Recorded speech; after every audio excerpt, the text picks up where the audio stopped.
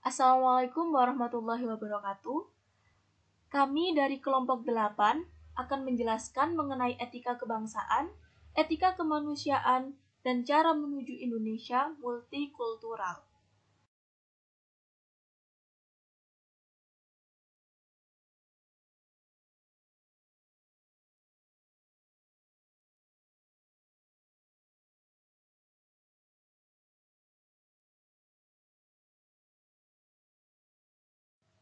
Kelompok kami terdiri dari Ayu Trimulyani, Leni Fitrianingsi, dan Safira Ahadia Isfandita.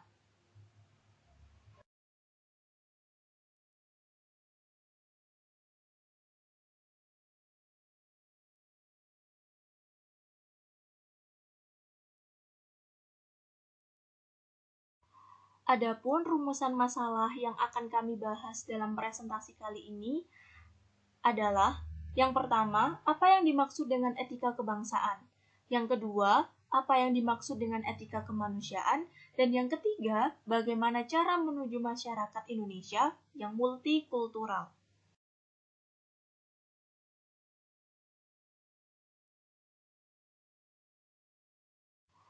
Selanjutnya, saya akan menjelaskan mengenai etika kebangsaan.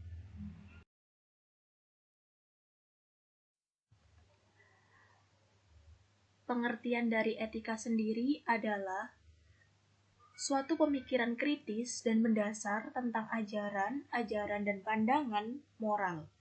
Etika juga seringkali dianggap sebagai tolak ukur keteladanan. Jika seseorang memiliki tingkat etika yang tinggi, semakin tinggi pula suri keteladanan yang ada dalam diri manusia tersebut. Oleh karena itu, etika haruslah selalu dipertahankan dan dipraktekkan dalam kehidupan sehari-hari. Kemudian, kebangsaan adalah hubungan hukum antara orang dan negara.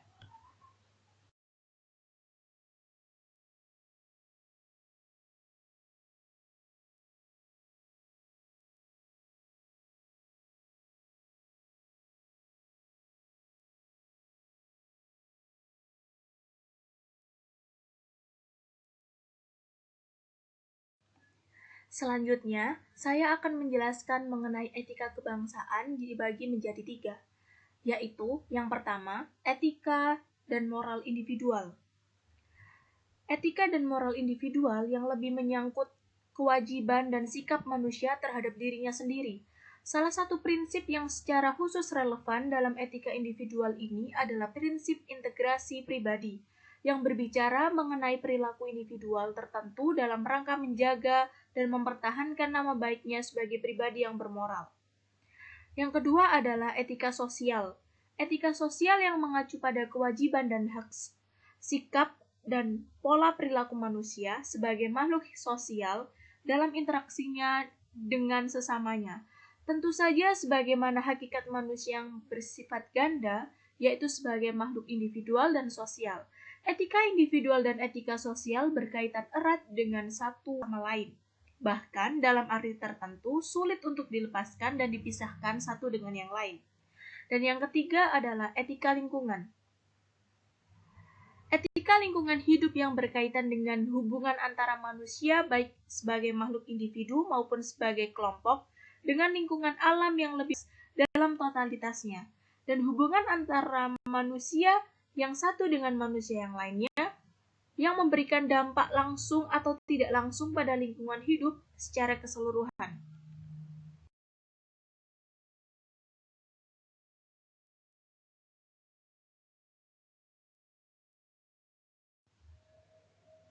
Selanjutnya, etika kebangsaan dalam ketetapan MPR.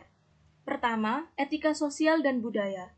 Etika sosial dan budaya yang bertolak dari rasa kemanusiaan yang mendalam dengan menampilkan kembali sikap jujur, saling peduli, memahami, menghormati, mencintai, dan saling tolong-menolong di antara sesama manusia. Sejalan dengan itu, perlu ditumbuhkan budaya malu, yakni malu berbuat kesalahan dan semua yang bertentangan dengan moral agama dan nilai-nilai luhur budaya bangsa, dan budaya keteladanan yang harus diwujudkan dalam perilaku para pemimpin baik formal maupun informal. Yang kedua adalah etika politik dan pemerintahan. Etika politik dan pemerintahan yang dimaksudkan untuk mewujudkan pemerintahan yang bersih, efisien, dan efektif, serta menumbuhkan suasana politik yang demokrasi, yang bercirikan, keterbukaan, tanggung jawab, tanggap akan aspirasi rakyat, menghargai perbedaan, jujur dalam persaingan, kesediaan untuk menerima pendapat lain yang lebih benar, serta menjunjung tinggi hak asasi manusia dan keseimbangan hak dan juga kewajiban dalam kehidupan berbangsa. Etika pemerintahan mengamanatkan agar penyelenggara negara memiliki rasa kepedulian tinggi dalam memberikan pelayanan kepada publik dalam rangka memenuhi amanah masyarakat, bangsa, dan negara. Etika ini diwujudkan dalam bentuk sikap yang bertata krama dalam perilaku politik dan toleran.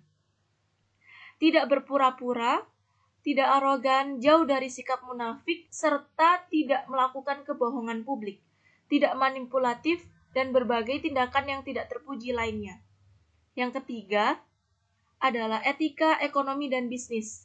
Etika ekonomi dan bisnis yang dimaksudkan agar prinsip dan perilaku ekonomi dan berbisnis, baik oleh perseorangan, pemangku kepentingan, maupun pengambil keputusan dalam bidang ekonomi, dapat melahirkan kondisi dan realitas ekonomi yang bercirikan persaingan yang jujur, berkeadilan, mendorong berkembangnya etos kerja ekonomi, daya tahan ekonomi, dan kemampuan saing, serta terciptanya suasana kondusif untuk pemberdayaan ekonomi yang berpihak kepada rakyat kecil melalui kebijakan secara berkesinambungan. Etika dapat mencegah terjadinya praktek-praktek monopoli, oligopoli, kebijakan ekonomi yang mengarah kepada perbuatan korupsi, kolusi, dan nepotisme. Yang keempat adalah etika penegakan hukum dan berkeadilan. Etika penegakan hukum yang berkeadilan yang dimaksudkan untuk menumbuhkan kesadaran bahwa tertib sosial, ketenangan, dan keteraturan hidup bersama hanya diwujudkan dengan ketaatan terhadap hukum dan seluruh peraturan yang berpihak kepada keadilan. Etika ini meniscayakan penegak hukum secara adil, perlakuan hukum secara adil, perlakuan yang sama dan tidak diskriminatif terhadap setiap warga negara di hadapan hukum, serta menghindarkan penggunaan hukum secara salah sebagai alat kekuasaan dan juga bentuk-bentuk manipulasi hukum. Kelima adalah etika keilmuan. Etika keilmuan yang dimaksud untuk menjunjung tinggi nilai-nilai kemanusiaan, ilmu pengetahuan, dan teknologi agar warga bangsa mampu menjaga harkat dan martabatnya, berpihak kepada kebenaran, dan mencapai kemaslahatan dan kemajuan sesuai dengan nilai-nilai dan budaya. Dan yang terakhir adalah etika lingkungan. Etika lingkungan yang menegaskan pentingnya kesadaran menghargai dan melestarikan lingkungan hidup, serta penataan tata ruang serta berkelanjutan dan juga bertanggung jawab.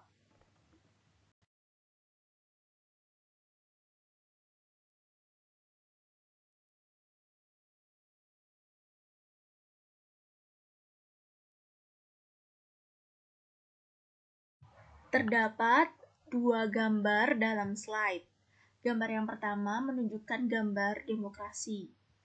Demokrasi merupakan salah satu contoh dari etika politik dan pemerintahan. Dan untuk gambar yang kedua adalah salah satu contoh dari etika sosial dan budaya, yaitu saling tolong-menolong sesama manusia.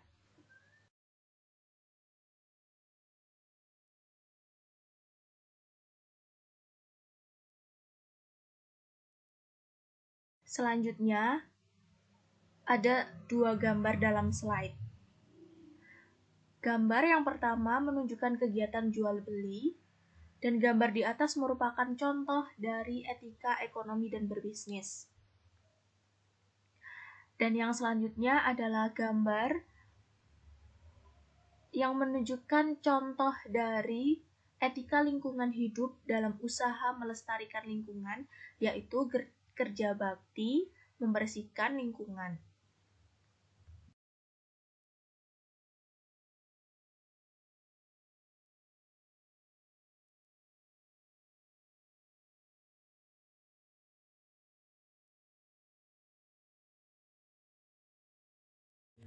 Baik, yang selanjutnya saya akan menjelaskan tentang etika kemanusiaan.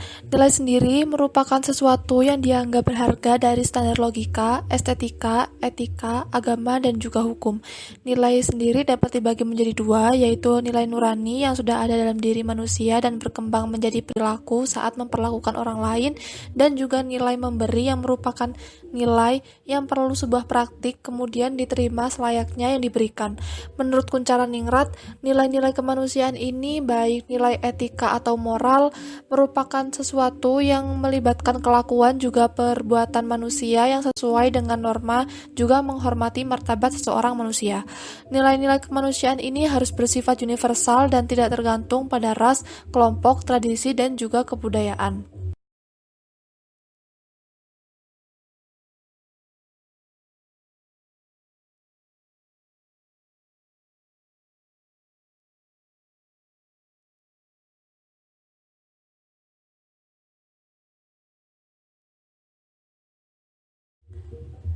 Nah, Institute of Satya Sai Education ini menyebutkan terdapat 5 nilai-nilai kemanusiaan, yaitu yang pertama kebenaran. Kebenaran ialah suatu yang sifatnya kekal dan tidak bisa diubah. Unsur dari nilai kebenaran yaitu selalu ingin tahu, tidak diskriminasi, intuisi, mencari pengetahuan, menyelidiki atau menemukan, dan juga suka dengan kebenaran. Yang kedua yaitu kedamaian. Kedamaian itu sukacita, juga ketenangan yang muncul dalam diri sendiri. Unsur-unsurnya yaitu ketenangan, konsentrasi, daya tahan, ketabahan, kesucian, disiplin diri, dan juga menghormati diri. Yang ketiga, cinta atau cinta kasih. Cinta kasih yaitu balas kasih murni dalam membantu seseorang tanpa pamrih demi kebaikan orang lain. Unsur yang keempat yaitu perilaku yang benar atau kebijakan. Perilaku yang datang dari kemurahan hati dan cinta kasih kepada orang lain ini yang disebut dengan perilaku yang benar atau kebijakan. Perilaku yang benar akan menimbulkan tindakan yang menuju pada kebijakan. Yang terakhir yaitu tanpa kekerasan. Wujudnya merupakan taat dan menghormati hukum alam serta hukum peraturan. Unsurnya yaitu kesadaran akan tanggung jawab sebagai warga negara.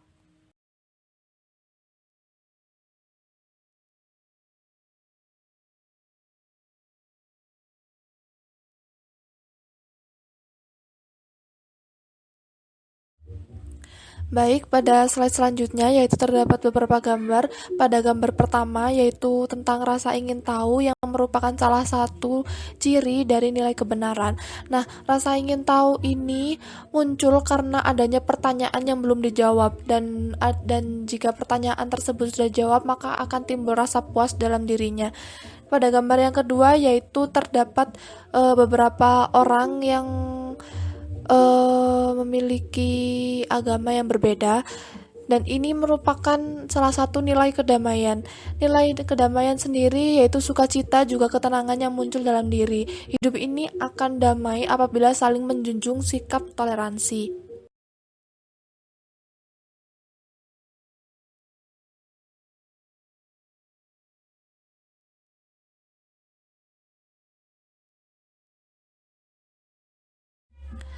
Berlanjut ke gambar yang selanjutnya yaitu itu merupakan salah satu contoh dari nilai cinta kasih yaitu kepedulian terhadap sesama. Dan gambar selanjutnya yaitu menaati peraturan lalu lintas. Nah, menaati peraturan lalu lintas ini merupakan salah satu contoh dari nilai tanpa kekerasan. Pada hakikatnya, manusia ini merupakan makhluk yang selalu mencari kebenaran dalam hidup. Mereka berpikir untuk terus mencari jawaban yang dipertanyakan dan mencapai kepuasan mereka. Manusia memiliki etika yang menunjukkan bahwa ia dianggap positif dan bernilai baik. Banyak hal-hal yang terkait etika, termasuk juga kepatuhan. Dalam kehidupannya sehari-hari, dalam sebuah kelompok masyarakat, seseorang manusia ini pasti memiliki suatu aturan yang berfungsi untuk mengatur kehidupannya. Peraturan tersebut muncul dalam kelompok masyarakat yang disepakati baik dalam bentuk tertulis maupun tidak tertulis. Umumnya, semua yang ada dalam hidup ini memiliki etika yang semestinya harus ditaati oleh setiap individu. Hendaknya manusia lebih mengedepankan etika daripada aturan, karena etika berhubungan langsung dengan hukum sosial di mana individu itu yang melanggar mendapat cap buruk dalam pandangan masyarakat, berbeda dengan peraturan yang biasanya menimbulkan hukum pidana.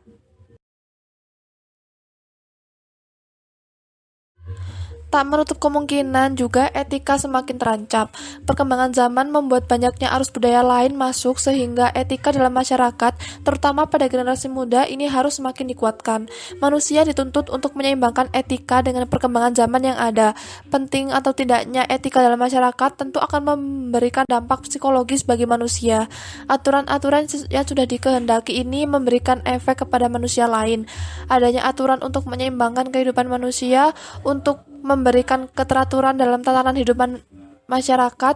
Oleh karena itu, sangat penting dikukuhkannya etika kemanusiaan dalam masyarakat.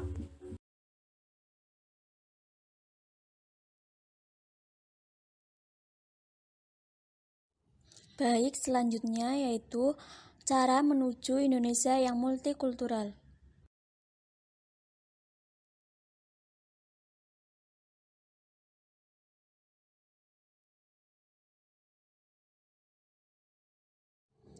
Cara yang dapat ditempuh untuk menuju Indonesia yang multikultural yaitu yang pertama, mengaktifkan model multikulturalisme untuk meninggalkan masyarakat majemuk dan secara bertahap memasuki masyarakat multikultural Indonesia. Artinya, dalam hal ini, masyarakat multikultural Indonesia merupakan sebuah masyarakat berdasarkan pada ideologi multikulturalisme atau Bhinneka Tunggal Ika yang multikultural, yang melandasi corak struktur masyarakat Indonesia pada tingkat nasional dan lokal. Yang kedua, mengisi struktur-struktur atau pranata-pranata dan organisasi-organisasi sosial yang tercakup dalam masyarakat Indonesia. Dalam hal ini, isi dari struktur-struktur atau pranata-pranata sosial tersebut mencakup reformasi dan pembenahan dalam kebudayaan-kebudayaan yang ada, dalam nilai-nilai budaya dan etos, etika, serta pembenahan dalam hukum dan penegakan hukum bagi keadilan. Dalam upaya ini harus dipikirkan adanya ruang-ruang fisik dan budaya bagi keanekaragaman kebudayaan yang ada setempat pada tingkat lokal atau pada tingkat nasional serta berbagai corak dinamikanya. Upaya ini dapat dimulai dengan pembuatan pedoman etika dan pembakuannya sebagai acuan bertindak sesuai dengan adab dan moral dalam berbagai interaksi yang terserap dalam hak dan kewajiban pelakunya dalam berbagai struktur kegiatan dan manajemen. Pedoman etika ini akan membantu upaya-upaya pemberantasan KKN secara hukum. Upaya-upaya tersebut tidak akan mungkin dapat dilaksanakan apabila pemerintah nasional dan pemerintah daerah dalam berbagai tingkatan tidak menginginkan atau menyetujuinya. Ketidakinginan merubah tatanan yang ada biasanya berkaitan dengan berbagai fasilitas dan keistimewaan yang diperoleh dan dimiliki oleh para pejabat dalam hal akses dan penguasaan atas sumber-sumber daya yang ada serta pendistribusiannya. Mungkin peraturan yang ada berkenaan dengan hal itu harus direvisi, termasuk revisi untuk meningkatkan gaji dan pendapatan para pejabat sehingga peluang untuk melakukan KKN dapat dibatasi oleh atau ditiadakan. Yang ketiga yaitu Depdiknas RI mengadopsi pendidikan multikulturalisme untuk diberlakukan dalam pendidikan sekolah dari tingkat SD sampai dengan SLTA. Multikulturalisme sebaiknya termasuk dalam kurikulum sekolah dan pelaksanaannya dapat dilakukan sebagai pelajaran ekstrakurikuler atau menjadi bagian dari kurikulum sekolah, khususnya untuk daerah-daerah bekas konflik berdarah antar suku bangsa seperti di Poso, Kalimantan Barat, Kalimantan Tengah, dan berbagai tempat lainnya.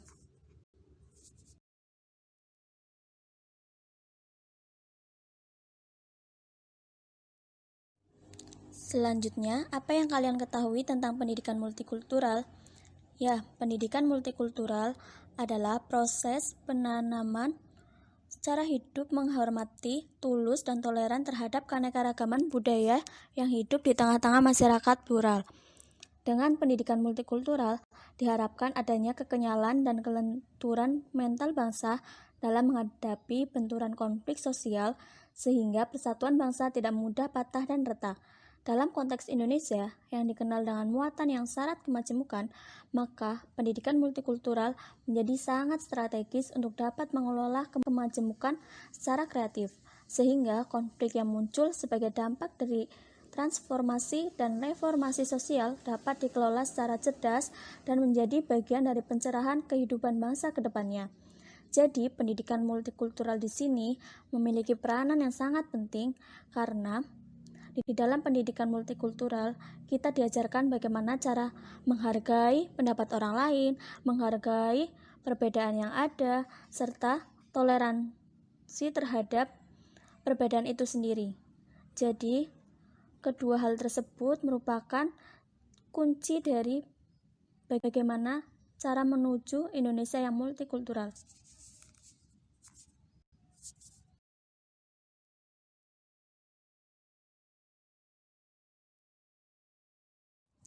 Sekian presentasi dari kelompok kami. Kurang lebihnya kami mohon maaf dan terima kasih.